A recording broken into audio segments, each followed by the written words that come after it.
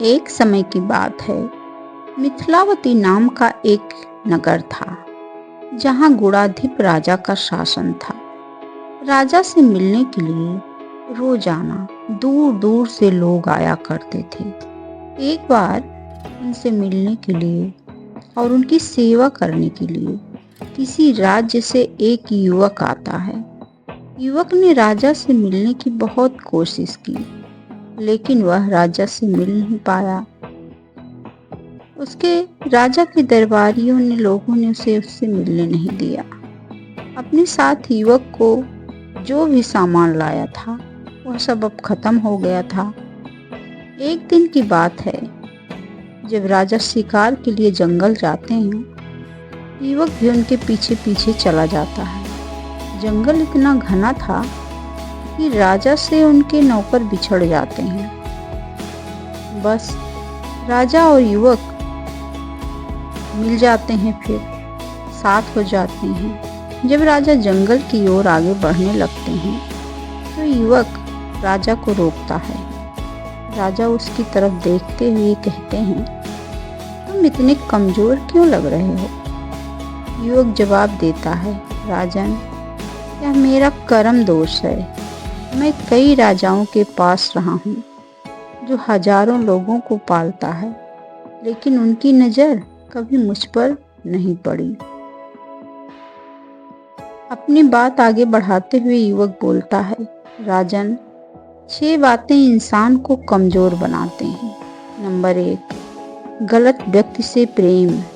Number 2, बिना कारण हंसना। नंबर 3, स्त्री से बहस करना। नंबर 4, बुरे स्वामी के लिए काम करना। नंबर 5, गधे पर सवारी। और नंबर 6, संस्कृत के बिना भाषा। इसके अलावा 5 चीजें। नंबर 1 आयु, नंबर 2 कर्म, नंबर 3 धन, नंबर 4 विद्या, नंबर 5 यश। व्यक्ति के जन्म के साथ ही विधाता उनके नसीब में लिख देता है। जब तक कोई पुण्य करता है तब तक उसके पास सेवा करने के लिए बहुत से दास होते हैं। जब पुण्य कम हो जाता है तो भाई ही भाई का दुश्मन बन जाता है। लेकिन राजन, स्वामी की सेवा का फल किसी न किसी दिन जरूर मिलता है। युवक की इन बातों का राजा पर बहुत असर हुआ। थोड़ी देर बाद दोनों नगर को लौट आए। राजा उस युवक को नौकरी पर रख लेता है। कुछ दिन बाद युवक किसी काम से बाहर जाता है। उसे रास्ते में एक मंदिर दिखाई देता है।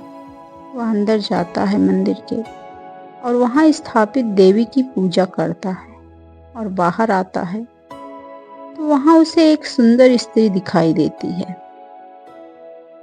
युवक उस स्त्री पर मोहित हो जाता है। वह स्त्री युवक से कहती है, तुम इस कुंड के पानी से स्नान करो, फिर तुम जो कहोगे वह मैं करूंगी। स्त्री की बातें सुनकर युवक गोता लगाता है। गोता लगाते ही वह अपने नगर पहुंच जाते हैं।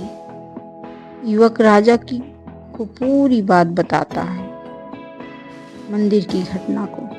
फिर राजा कहता है, मुझे भी वहां ले चलो, मैं भी ये चमत्कार देखना चाहता हूँ। फिर दोनों घोड़े पर बैठकर मंदिर की ओर जाते हैं। मंदिर पहुंचकर वह दोनों दर्शन करते हैं और जब बाहर निकलते हैं तो उन्हें वहां पर एक स्त्री मिलती है जो राजा पर मोहित हो जाती है। वह कहती है, आप जो कहोगे मैं वही करूंगी। यह सुनकर राजा कहता है, तुम इस सेवक से शादी कर लो। राजा की बात सुनकर स्त्री कहती है, मुझे तो आप पसंद हो। फिर राजा उस स्त्री से कहता है, सज्जन इंसान से जो कहता है उस बात की निभाता भी है, इसलिए तुम्हें अपनी बात का पालन करना चाहिए। फिर उस स्त्री और युवक का विवाह हो जाता है।